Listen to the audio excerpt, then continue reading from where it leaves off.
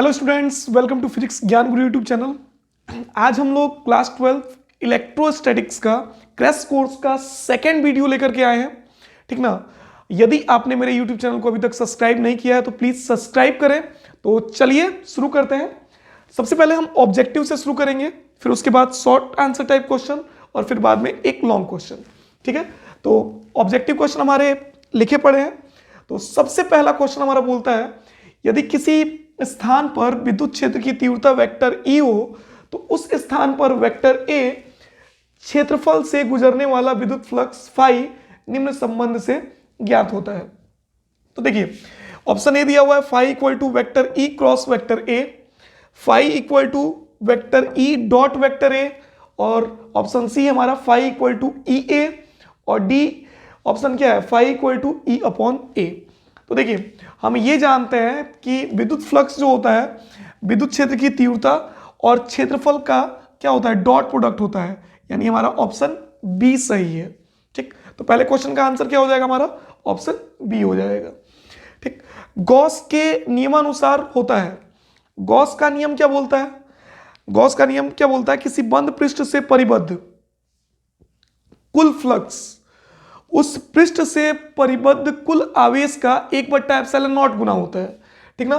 तो इस तरह से हमारा आंसर क्या हो जाएगा, option A phi equal to Q upon epsilon nought, आवेश क्यू का 1/ε0 गुना, तो क्या हो जाएगा phi equal to Q upon epsilon nought, option A सही है। ठीक, दूसरा क्वेश्चन बोल रहा है, आविष्ट खोखले गोलीय चालक के अंदर विद्युत क्षेत्र की तीव्रता होती है। तो देखिए, आविष्ट खोखले गोलीय चालक के अंदर विद्युत क्षेत्र की तीव्रता क्या होती है, शून्य होती है। तो ऑप्शन डी हमारा सही हो जाएगा। ठीक है, 4 नंबर क्वेश्चन बोल रहा है, एक बंद पृष्ठ के अंदर एक विद्युत द्विध्रुव स्थित है, बंद पृष्ठ से निर्गत कुल विद्युत फ्लक्स होगा। तो निर्गत होने वाला आवेश कितना हो जाएगा, हमारा शून्य हो जाएगा। ठीक है, फ्लक्स कितना हो जाएगा, शून्य हो जाएगा, यानी ऑप्शन हमारा सी सही है। 5 नंबर क्वेश्चन बोला है, वायु में स्थित एकांक धनावेश से निकलने वाले संपूर्ण विद्युत फ्लक्स का मान होता है। तो कितना होता है, ए बोल रखा है एप्सिलॉन नॉट, बी बोल रखा है 1/ε0, और सी बोल रखा है 1/4πε0, और डी कितना है 4πε0।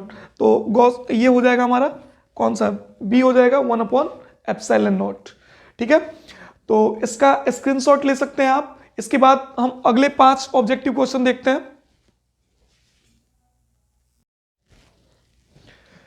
चलिए अगले 5 क्वेश्चन हम लोग देखते हैं ऑब्जेक्टिव में के। तो छठा क्वेश्चन हमारा क्या बोल रहा है, एक आविष्ट चालक की सतह के किसी बिंदु पर विद्युत क्षेत्र की तीव्रता होगी, क्या होगी, शून्य होगी, लंबवत होगी, स्पर्शी होगी, या सतह से 45 डिग्री के कोण पर होगी। तो होती है लंबवत। कैसे होती है, लंबवत। आंसर हमारा कौन सा सही होगा, बी। ठीक है, 7 नंबर बोल रहा है, द्रव की एक बूंद को आवेशित करने पर उसके सिकुड़ने की प्रवृत्ति क्या होती है, बढ़ती है, घटती है, अपरिवर्तित रहती है, या इसमें से कोई नहीं। तो क्या होता है, घटती है। ठीक है, एक खोखले गोले की त्रिज्या r मीटर तथा उस पर आवेश q कूलाम है, उसके केंद्र पर विद्युत विभव कितना होगा, तो होता है q/4πε0r। ठीक है, यानी ऑप्शन सी सही है। 9 नंबर क्वेश्चन क्या बोल रहा है, आवेश की एक समतल चादर जिसका पृष्ठ घनत्व सिग्मा है, तो उसके समीप r दूरी पर विद्युत क्षेत्र की तीव्रता होगी, तो कितनी होगी, σ/2ε0। ठीक है, 10 नंबर बोल रहा है, एक इलेक्ट्रॉन तथा प्रोटॉन एक दूसरे के समीप आ रहे हैं, तो निकाय की स्थिति ऊर्जा क्या होती है, घटती है। ठीक ना, घट रही होती है। ठीक, तो ये हमारे 10 ऑब्जेक्टिव हुए। ठीक, अब इसके बाद हम लोग शॉर्ट आंसर टाइप क्वेश्चन देखते हैं। ठीक, चलिए अब अगले शॉर्ट आंसर टाइप क्वेश्चन देखते हैं हम लोग। तो कल 5 तक हमने पढ़ा था। छठा हमारा क्वेश्चन क्या बोल रहा है, विभवांतर किसे कहते हैं। तो किसी विद्युत क्षेत्र के 2 बिंदुओं के विभव के अंतर को विभवांतर कहते हैं। किसी विद्युत क्षेत्र के 2 बिंदुओं के विभव के अंतर को हम क्या कहेंगे, विभवांतर। ठीक है, अगला क्वेश्चन है ध्रुवीय परावैद्युत किसे कहते हैं? तो वे परावैद्युत जिनके अणुओं के धनात्मक या ऋणात्मक आवेश का केंद्र संपाती नहीं करता है उसे हम क्या कहेंगे? ध्रुवीय परावैद्युत। फिर से एक बार देखिएगा, वे परावैद्युत जिनके अणुओं के धनात्मक तथा ऋणात्मक आवेश का केंद्र संपाती नहीं करता है उसे हम क्या कहेंगे?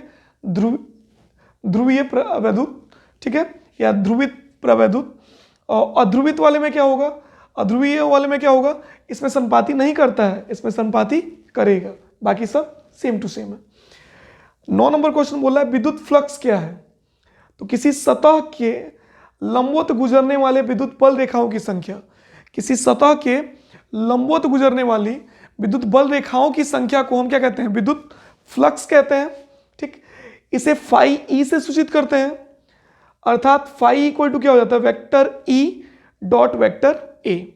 ठीक है, विद्युत क्षेत्र क्या है? तो विद्युत क्षेत्र क्या है? किसी आवेश के चारों ओर का वह क्षेत्र जिसमें किसी अन्य आवेश पर आकर्षण या प्रतिकर्षण बल महसूस किया जाता है, या उसी को हम क्या कह सकते हैं? इस पर वैद्युत बल महसूस किया जा सकता है, उस क्षेत्र को हम क्या कहेंगे? विद्युत क्षेत्र कहेंगे। आप इसका स्क्रीनशॉट ले सकते हैं। फिर इसके बाद हम लोग लॉन्ग आंसर टाइप क्वेश्चन देखेंगे। तो चलिए, अब हमारा आज का लॉन्ग क्वेश्चन क्या है?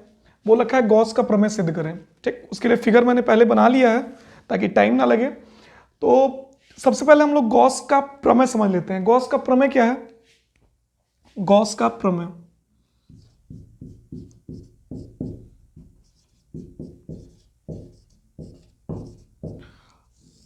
तो सुनिए, गॉस का प्रमेय बोलता है किसी बंद पृष्ठ से, क्या बोलता है?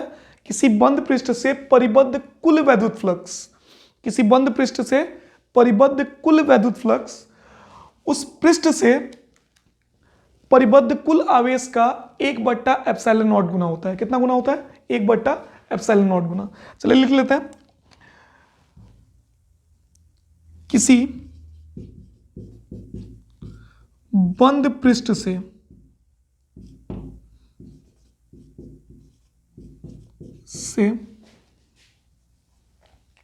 संबद्ध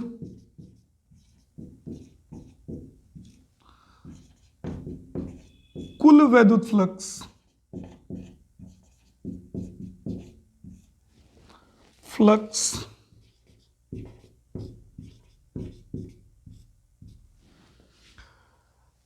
उस पृष्ठ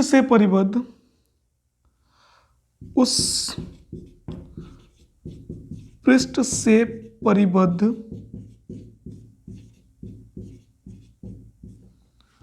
कुल आवेश का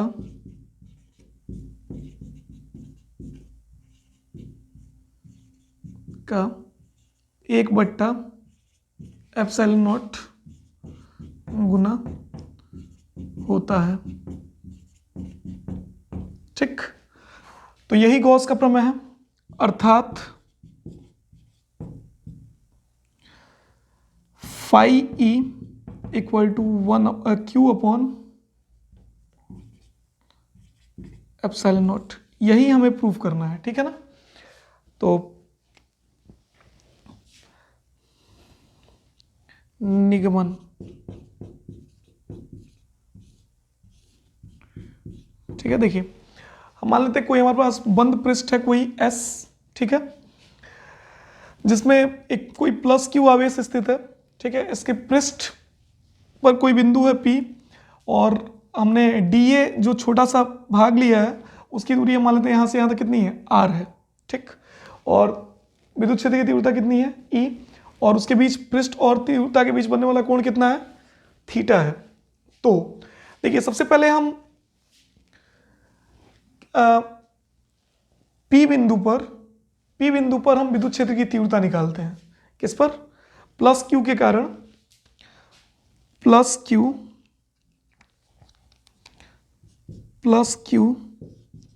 आवेश के कारण P बिंदु पर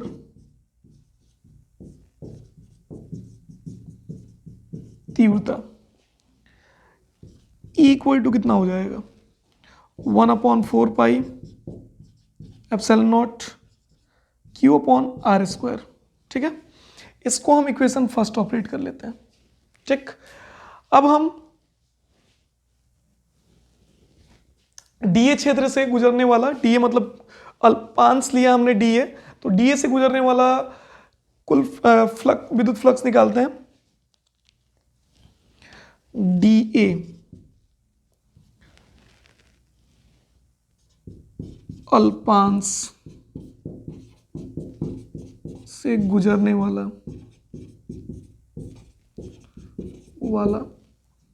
विद्युत फ्लक्स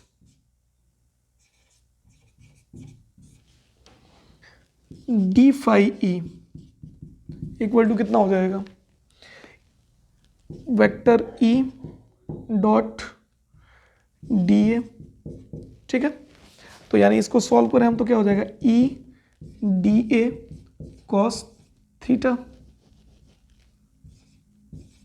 ठीक, तो ये हो गया डी फाई ई।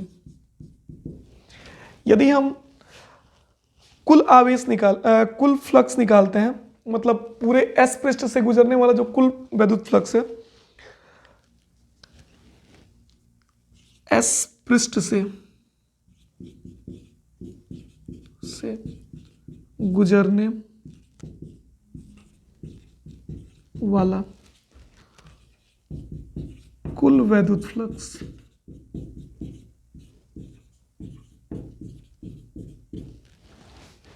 तो इसका बंद रेखीय समाकलन करना पड़ेगा। तो integration D phi E equal to integration E D A cos theta. ठीक, तो अब देखिएगा थोड़ा, डी फाई ई का कितना हो जाएगा, फाई ई हो जाएगा। ठीक, और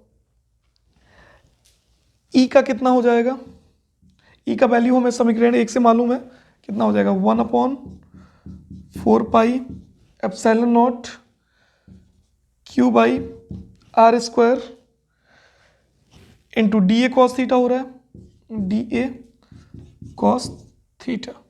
ठीक, तो इसमें से हम इतनों को बाहर निकाल लेते हैं, ये Q upon 4 pi epsilon not को बाहर निकाल लेते हैं, तो ये कितना हो गया, D A cos theta by R square.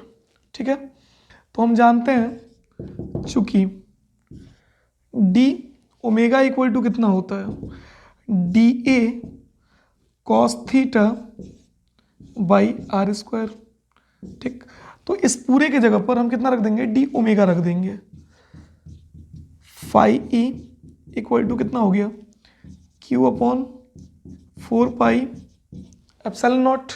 अब इस पूरे के बदले कितना रख सकते हैं, इस पूरे के बदले कितना, D omega, integration D omega हो जाएगा। अब देखिए डी ओमेगा का इंटीग्रेशन करेंगे तो कितना ओमेगा आ जाएगा, जैसे डी एक्स का एक्स होता है तो डी ओमेगा का कितना हो जाएगा omega, Q upon 4 pi epsilon not, ये क्या हो जाएगा ओमेगा। अब चूंकि हम जानते हैं ओमेगा इक्वल टू कितना होता है 4 पाई होता है। ठीक, तो ये फाई ई इक्वल टू कितना हो जाएगा, Q upon 4 pi epsilon not into 4 पाई, 4 पाई से 4 पाई कट जाएगा, तो फाई ई इक्वल टू कितना आ गया, क्यू अपॉन एप्सिलॉन नॉट। यही गॉस का प्रमेय है। यदि आपको वीडियो अच्छा लगा तो प्लीज़ मेरे YouTube चैनल को सब्सक्राइब करें और अधिक से अधिक इसको शेयर करें, और अच्छा लगे तो एक अच्छा सा कमेंट जरूर करें।